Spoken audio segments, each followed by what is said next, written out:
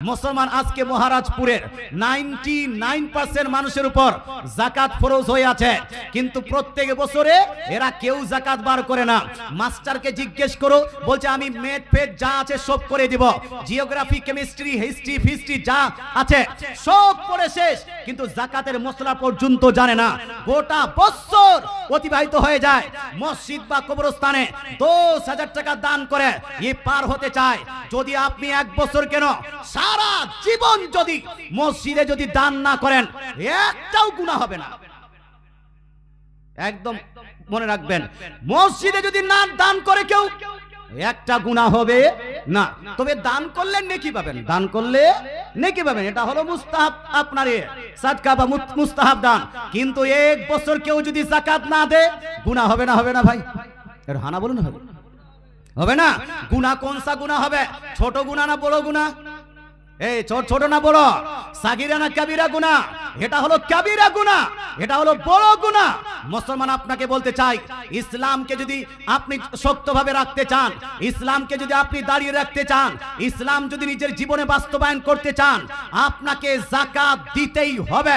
মুসলমান আপনাকে বলতে চাই, যাকাত হলো দুই প্রকারের, একটা হলো ফসলের যাকাত, একটা হলো আপনার কি বলছে বাৎসরিক যাকাত। ফসলের যাকাতটা হলো যা কিছু ফসল আবাদ করছেন, আপনি যতগুলো ফসল আবাদ করছেন প্রত্যেকটা ফসলে আপনাকে যাকাত দিতে হবে। মুসলমান কতগুলো যাকাত দিব? ফসলের যাকাতের নাম হলো উসুর। ফসলের যাকাতের নাম কি? এর হানা বলুন। এটাকে উসুর বলা হয়। কতটা উসুর দিব?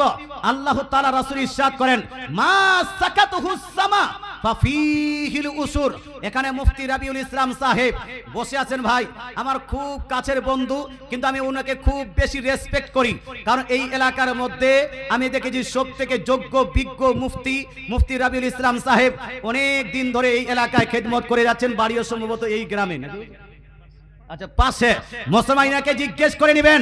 আল্লাহ তাআলা রাসূল ইরশাদ করেন, আকাশের বৃষ্টিতে বর্ষিত হয়, আকাশের বৃষ্টি বর্ষিত হয়, যা কিছু ফসল আবাদ হয়েছে প্রত্যেকটা ফসলে আপনাকে 10 ভাগের 1 ভাগ আল্লাহর রাস্তায় দিয়ে দিতে হবে। আলু লাগান, পটল লাগান, মরিচ লাগান, গম লাগান, ধান লাগান, আপনার সরিষা লাগান, যা লাগাবেন আপনি প্রত্যেকটা ফসলে আপনাকে 10 ভাগের 1 ভাগ দিয়ে দিতে হবে। যদি আকাশের বৃষ্টিতে হয়, কেউ দিয়েছেন ভাই? এখানে কেউ দিয়েছেন? কেউ হাত তুলেছেন? মুসলমান হিসাব করে না, হিসাবই জানা নাই যে এই বছর কতগুলো ফসল হয়েছে, এই বছর কতটা আলু হয়েছে, এই বছর কতটা গম হয়েছে, এই বছর কতটা সরিষা হয়েছে, এই বছর কতটা আপনার বাড়িতে আম হয়েছে, একটারও হিসাব আপনার জানা নাই। মরেন মুসলমান যাকাত দিল না, আর হজ করে এসে মনে করছে যে হাজি হয়ে গেছি, সব মাফ। মুসলমান এই হাদিস কিন্তু কোথাও নাই যে হজ করে আসলে নামাজ ছাড়লেও মাফ হয়ে যাবে, যাকাত ছাড়লেও মাফ হয়ে যাবে, রোজা ছাড়লেও মাফ হয়ে যাবে, আপনার উসুর ছাড়লেও মাফ হয়ে যাবে। এই রকম পৃথিবীর মধ্যে একটাও হাদিস নাই, কোরআনের কোন আয়াত নাই, এটা আপনার বানানো কথা। মুসলমান আপনাকে বলতে চাই, আপনি যদি ফসল আবাদ করেন আকাশের বৃষ্টিতে 10 ভাগের 1 ভাগ, আর যদি হযরত আলী রাদিয়াল্লাহু তাআলা থেকে বর্ণিত হাদিস, উনি বলছেন যদি সেচের মাধ্যমে, মার্শালের মাধ্যমে, সেলোর মাধ্যমে টাকা ক্রয় করে পানি দিয়ে যদি আপনি আপনার ফসল আবাদ করেন, এখানে আপনাকে দিতে হবে নিসফুল উসুর, অর্থাৎ 10 ভাগের 1 ভাগ নয়, 20 ভাগে 1 ভাগ, 1 কুইন্টালে 5 কেজি। না তো উসুর আমের দিয়েছেন আপনি, না গমের দিয়েছেন, ওই যে আপনি উসুর দেননি, সেই খাদ্যটা স্ত্রীকে খাওয়ান, সেই খাদ্যটা আপনি বিবিকে খাওয়াচ্ছেন, এ খাওয়াচ্ছেন। মুসলমান যাকাতের অর্থটা কি? যাকাতের অর্থ হলো পবিত্র করা। কি করা ভাই? যাকাতের অর্থ কি? পবিত্র করা। এবার যেই সমস্ত সম্পদ আপনি যাকাত দিলেন না, ওটা কি অ্যাকচুয়াল পবিত্র হলো?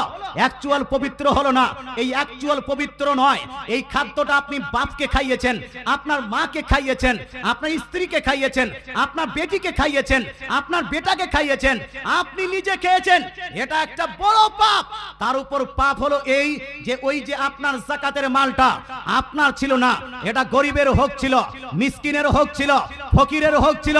গরিব মিসকিন ফকিরের পেটে লাত মেরে ওই খাবারটা আপনি খেয়েছেন, মুসলিম এটার জন্য আরো বড় পাপ। যাকাত না দেওয়া হলো কাবীরা গুনাহ। তাহলে হিলছে মরার আগে শুধরে যান। হ্যাঁ, মরার আগে শুধরাতে হবে। পৃথিবীর